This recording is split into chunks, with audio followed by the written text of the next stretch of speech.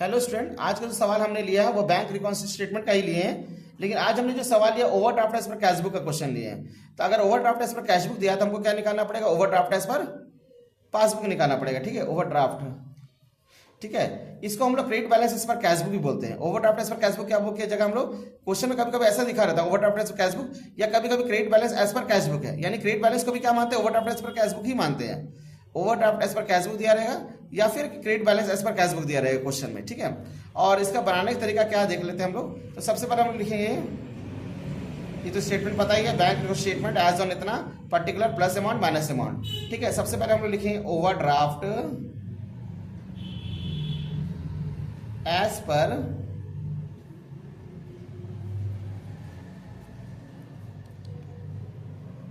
Cash book. कितना overdraft as per cash book है हमारा? इसको प्लस की जगह माइनस में लिखेंगे अमाउंट, क्योंकि यह क्या ओडी हो गया, ओवरड्राफ्ट हो गया ना। ठीक है, क्योंकि क्रेडिट बैलेंस है इसलिए अमाउंट इसको किस साइड लिखेंगे? अगर overdraft as per cash book तो इसको किस साइड लिखेंगे? माइनस साइड लिखेंगे। अब फिर जैसा बनाने का नियम है वही नियम को हम लोग फॉलो करेंगे। तो सबसे पहले क्या है? इंटरेस्ट ऑन ओवरड्राफ्ट है, इसका सेम नियम है। अगर फायदा है तो ऐड करेंगे, जो हम लोग कैश बुक का नियम था वही नियम फॉलो करेंगे। जो बैलेंस पर कैश बुक का नियम था बैंक रिकॉन्सिलिएशन स्टेटमेंट में, वही नियम फॉलो करेंगे। फायदा को ऐड, नुकसान को लेस करेंगे। अब देखिए इसमें क्या है कि इंटरेस्ट ऑन ओवरड्राफ्ट है, पहले लिख देते हैं इंटरेस्ट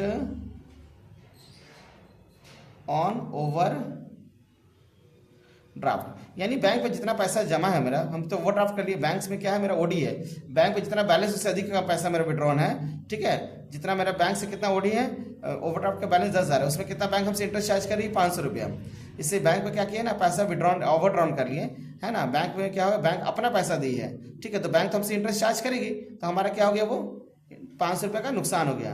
ओवरड्राफ्ट में क्या होता है, बैंक अपना पैसा रहता है। ठीक है, इसमें क्या होता है, कस्टमर का पैसा रहता है, बैंक अपना पैसा दिया है। ठीक है, तो उस बैंक तो अपने जब अपना पैसा देगी बैंक ओवरड्राफ्ट के नाम पे, तो बैंक तो इंटरेस्ट चार्ज करेगी, तो हमारा क्या हो गया, नुकसान हो गया। तो क्या लिखेंगे? Interest on overdraft. ठीक है, कितना का नुकसान है? 500 रुपया। फिर बैंक हमसे चार्जेस भी ले रही है, तो क्या लिखेंगे? बैंक चार्जेस कितना है? नुकसान है। ये भी बैंक हमसे चार्जेस ले लिए तो नुकसान है। ये तो बताई थी, पहले भी बताए थे कि हम किसी को चेक इश्यू किए हैं। ठीक है, वो मेरे अकाउंट से पैसा नहीं निकाला तो फायदा है, तो फायदा तो ऐड में ही चल जाएगा। क्या लिखेंगे? Cheque issued but not presented for payment. कितना अमाउंट है?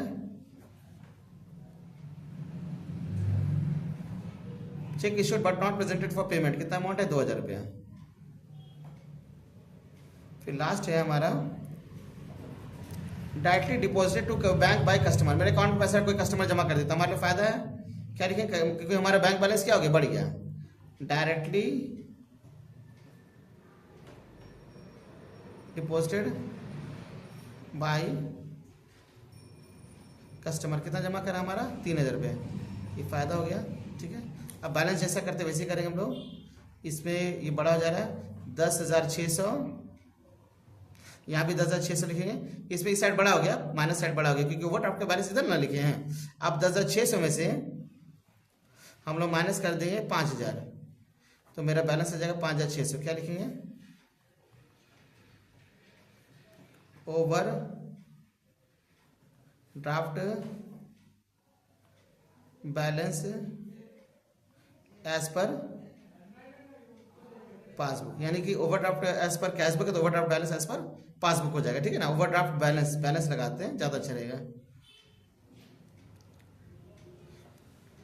ठीक है, अच्छा, बहुत सारे बच्चे लोगों को कंफ्यूजन होता है कि डेबिट बैलेंस किसको बोलते हैं, क्रेडिट बैलेंस कैसे बोलते हैं। बहुत सारे बच्चे हमसे पूछता है कि डेबिट बैलेंस क्या, क्रेडिट बैलेंस क्या। बीआरएस में तो थोड़ा कंफ्यूजन था, इसके लिख दिए हैं यहाँ पे हमने लिखा है कि balance as per cash book. Question में दिखा रहता है कभी कभी balance as per cash book, या फिर लिखा रहेगा debit balance as per cash book. तो debit balance as per cash book लिखा रहता है तो समझ जाना कि balance as per cash book है। ठीक है, और बैलेंस एज पर पासबुक लिखा तो इसको क्या बोलते हैं? Credit balance as per passbook question में लिखा रह सकता है। कभी कभी ये लिखा रहेगा क्रेडिट और डेबिट करके समझाया जाता है, तो थोड़ा सा कंफ्यूजन होता है। तो हम बता देना चाह रहे हैं कि debit balance as per cash book का मतलब होता है balance per cash book. Credit balance as per passbook का मतलब होता है balance per passbook. Overdraft as per cash book को हम लोग क्या बोलते हैं? Credit balance as per cash book बोल सकते हैं। कभी क्वेश्चन लिखा रहता है credit balance as per cash book, ना कि बैलेंस पर कैश बुक समझेंगे। Credit balance per cash book लिखा रहता है, क्या समझेंगे, overdraft as per cash book है, उसी हिसाब से हम लोग इसको सॉल्व करेंगे। और क्या होता है कि होता है हमारा ओवरड्राफ्ट एज पासबुक, इसको हम लोग debit balance as per passbook भी बोल सकते हैं। कभी क्वेश्चन लिखा रहेगा debit balance as per cash book, तो ये नहीं समझ लेंगे कि बैलेंस पर पासबुक है, ये क्या कहलाएगा, ओवरड्राफ्ट एज पर पासबुक है, ठीक है ना। तो बैलेंस पर कैश बुक का debit balance as per cash book भी होता है, और बैलेंस पर पासबुक हम लोग credit balance as per cash book भी बोलते हैं। Overdraft as per cash book को हम लोग credit balance as per cash book बोलते हैं, ठीक है। इसके बाद है ओवरड्राफ्ट एज पर पासबुक हम लोग डेबिट बैलेंस पर पासबुक भी बोलते हैं, ठीक है।